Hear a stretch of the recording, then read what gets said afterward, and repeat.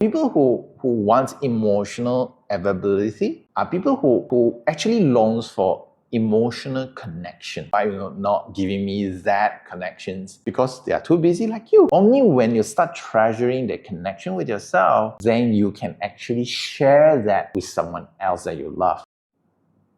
Let's talk about emotional availability, emotional presence. I feel this is something that we often overlook in a relationship, whether it's a romantic one or in a friendship or in a family. Emotional presence, I'd like you to think about it as the ability to be able to sense the emotional need of another person. And that is as simple as that. But oftentimes, we actually fail to even do that for ourselves. We don't even know our own emotional needs.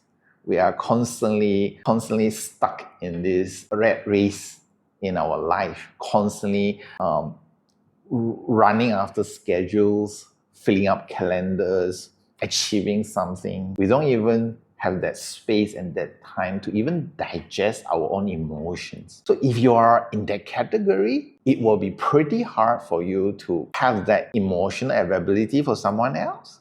Because if you don't even have that energy or that time to process your own emotions, what makes you think that you will prioritize other people's emotions over yours? It's pretty hard. You will always be like being caught in a busy schedule, and you'll always be so busy to be available for another person. And that's like very common in this fast-paced environment right now. It's not your fault. It's something for you to become aware so that you can do something about it if you wish to. If you feel this is not something that you want, then it is not for you then. But for people who want emotional availability are people who actually longs for emotional connection. You think about it like Wi-Fi connections. If your Wi-Fi is off because you are so busy, of course the person cannot sense your presence, you see. So then you may expect the other person to give you their Wi-Fi signal. Then they are too busy too in their life. They get carried away by their own stress, by their own problems, their own drama, and then you feel like, hey, why are you not giving me that connections? Because they are too busy like you sometimes, you see. So I feel, first of all, to be able to provide to someone else, we must actually being able to provide to ourselves first, at least to understand what it feels like to be able to sit with our own feeling and process it and just be present, be available for yourself first. What do you do? You will be thinking like, what do I actually do? When you need to make yourself available for yourself? Think of it as having a date with yourself. It may be new to you, but why don't you try it out?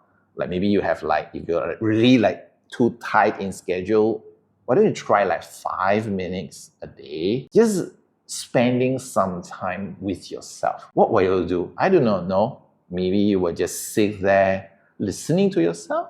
Maybe you just sit there feeling yourself. It's really like an inner dialogue, inner connections, it's like an inner process that you actually spend time with yourself. Not reading books, not having coffee, not drinking wine, not all of that, what is out there, but really about what is inside you. Only with that, when you start gaining insights about what you can do about it, then you start treasuring that connections with yourself. Only when you start treasuring that connection with yourself, then you can actually share that with someone else that you love, if you have enough energy and time for that, you see. So at the end of the day, I feel it is important for you to have that availability for yourself first before you can actually share it to someone you love. I know some of you are so desperate, you just want to share it with someone you love. I want you to think about through this simple analogy. Think about it, sharing this connection is like a currency. If we talk about currency, the simplest currency is like monetary currency. If you want to give someone else $100, you must have $100 in your wallet first, you see. If you do not have $100 in your wallet first, how are you going to share that availability to someone, you see? You can't. Same things go to this emotional currency. If someone longs for that attention, longs for that love from you and that care from you, if you don't hold that space of that frequency of love, how are you going to share that with someone else? You may be physically present with them for that 1 hour, 2 hours, 5 hours, but the person may not feel your presence, you see. What they are longing for is not a physical presence. What they are longing for is an emotional connections. Emotional, you see. And that emotional is not like a bad thing. Oftentimes, what we long for is a sense of love, care, gentleness, and that is a sense.